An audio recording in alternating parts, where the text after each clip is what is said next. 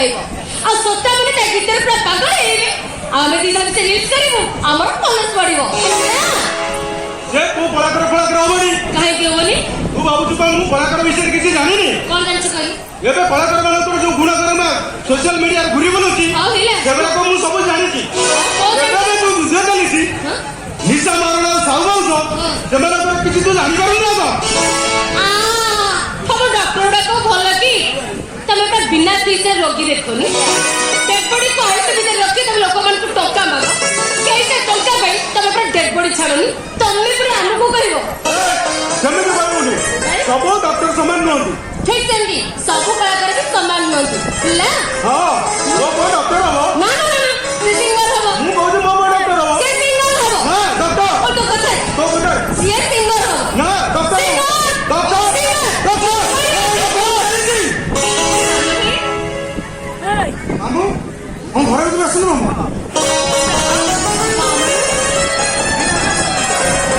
अरे बेटा घर में मामू देखियो मामू आसनी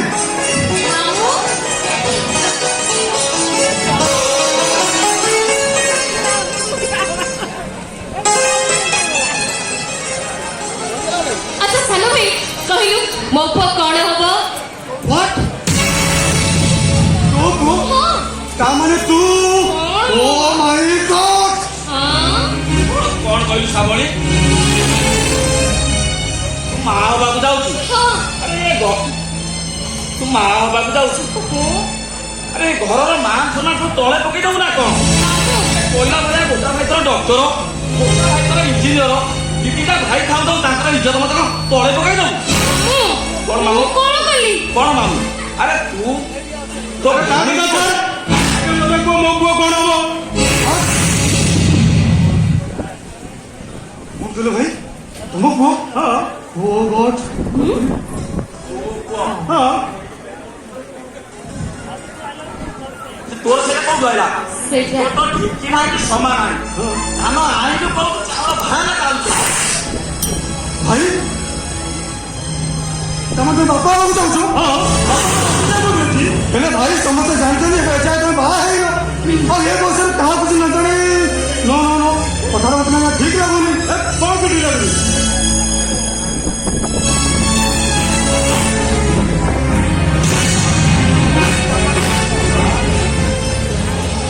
बापा है एजा इलार बापा है अरे ये कथा नुचे रखिलु कोन भाई तो मामू बोले गाना कहा तू मुंह देखै से कथा मत तू कोई अन्य मामू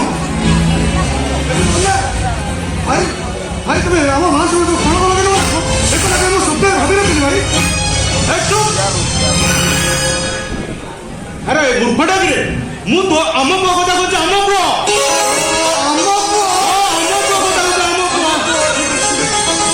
मामू सत्य कथा लाला चिंता ना मां आउ आमे दिने बापा बाबा जाऊ एई विषय भाई विषय अम को कथा कहउछथि बेसी गोटे देखिउस ए भौज मो पो कोन होबो कौन हो मो को इंजीनियर हो कौन हो मत कथा रे अब तो बता रे तुम की तो कथा रे हां तो बता भाई हो कोन अरे मोसी ने के फळ होबो ना खाली झगड़ा करे कोन होबो मामू ठीक कथा कहछथि कौन? मु इंजीनियर मो पुरा भी इंजीनियर तू की तू के रे चल भाव से जा के ठीक से जाओ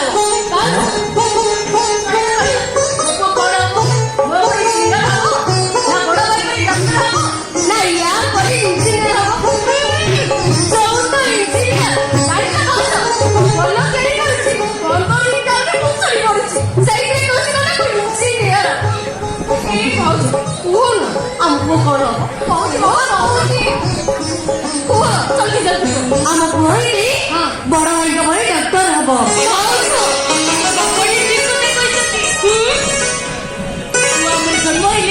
बाबू को परी डॉक्टर हम कहीं बाबू को परी लोक कोटी करे कोटी ଆଉ ଏବେଠାରୁ ତୋ ଦାୟିତ୍ୱ ବଢିଗଲା ତୁ ସାଙ୍ଗ ମା ବାପା ସାଙ୍ଗରେ ରହିବୁ ତାପରେ ଖାଇବା ପିଇବା ମେଡିସିନ ଖାଇବା ପର୍ଯ୍ୟନ୍ତ ସମ୍ପୂର୍ଣ୍ଣ ଦାୟିତ୍ୱ ତୋର କାହିଁକି ନା ସୁସ୍ଥ ଶିଶୁ ସୁସ୍ଥ ନାଗରିକ ଆପଣ ସେଥିପାଇଁ ଜମା ଚିନ୍ତା କରନ୍ତୁନି ଦେଖୁନାହାନ୍ତି ସକାଳୁ ଗାଧେଇ ପାଧେଇ ମାଙ୍କର ଗୋଟେ ଲୁଗା ପିନ୍ଧି ଦେଇ ଠାକୁର ଘରେ ମୁଁ ଦୀପ ଜାଳି ଆସିଛି ଆଜି ଯୋଉ ବୋଉ ମାଙ୍କର ସବୁ ଦାୟିତ୍ୱ ଦାୟିତ୍ୱ ମୋର ହଟା ଦେବି ଯା। ତମ ମାନଙ୍କ ଭାଗ୍ୟ ଭଲ। ଘରେ ମୁଁ ଯୋଉ ଚିନ୍ତାଧାରା ନେଇ ଆସିଥିଲି ଏ ଘରେ ପୁରା ମହାଭାରତ ସୃଷ୍ଟି କରିଦେଇଥାନ୍ତି। କଣ କାହିଁକି କାହିଁକି ଯଦି ଏ ଖବର ତୁ ମତେ ନ ଦେଇଥାନ୍ତୁ ମୁଁ ଝିଅ ଠିକ କରି ଆସିଥିଲି ତୋ ବାହାଘର ମୁଁ ନିଶ୍ଚିତ କରିଦେଇଥାନ୍ତି। ମାମୁଁ କଣ ମାମୁଁ ନା କଣ ମାମୁଁ? ଆରେ ତମ ବାପା ମା ମଲା ପରେ ମୁଁ ଯଦି ତମର କିଛି କରିଥାଏ କଣ ଏଇଆ ଦେଖିବାକୁ କହିବେନି। ଯାହା ହଉ ଠାକୁର ଆମ କଥା ଶୁଣିଲେ ଗୋ ମାଙ୍କ କୋଳରେ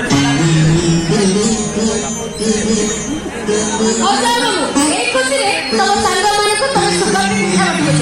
ମୁଁ ଯାଉଛି ମୋ ସାଙ୍ଗମାନଙ୍କୁ ସୁଗାର ପିଠା ଗଲ ମାମୁଁ ଯାଉଛି। ହଁ ଯା।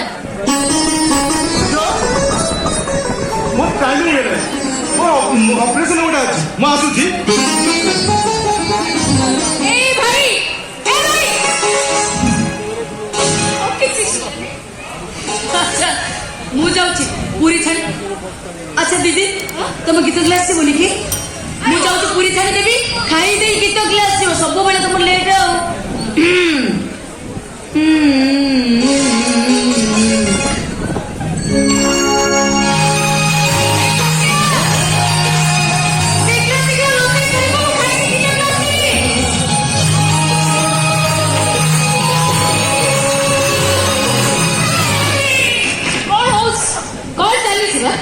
ତତେ କଣ ଦେଖାଯାଉନି? ତୁ ଏଥର ଯା। କାହିଁକି ତୁ ଯାଉନୁ? ତୁ ଟିକେ କଣ କରିବୁ? ତୁ ଯାଉନୁ? ସତ୍ୟ କଣ କହିଲେ ତୁ ମତେ ଶୁଣି ପାରିଲେନି। ସତ୍ୟ କହିଛି ଆଜିଠାରୁ ଭାଉଜ ତୋର ନୁହଁ ଭାଉଜ ହଉଛନ୍ତି ଆମର। ଆମ ବିନା ପରମିଶନରେ ତୁ ଭାଉଜକୁ ଟଚ କରିବୁନି ହେଲା। ଦେଖିବନି କଣ ଦେଖିବି? ବଡ ଭାଇ ପାଇଁ ସାଙ୍ଗେ ସାଙ୍ଗେ କହିକି ଗଲେ ତୁ କାନକ ଫୁଟି ଯାଇଥିଲେ ତୁ ଶୁଣି ପାରିଲେନି। ବଡ ଭାଇ କହିଛନ୍ତି ଆଜିଠାରୁ ଭାଉଜଙ୍କର ରେଷ୍ଟ ଦରକାର। ଆଜିଠାରୁ ଭାଉଜ ପୁରା ପ୍ରପରଲି ରେଷ୍ଟ ଦେ। ଠିଆ ହେଇଛି କଣ? ଯା। ତୁ ଯାଉନୁ? ତୁ ଯା।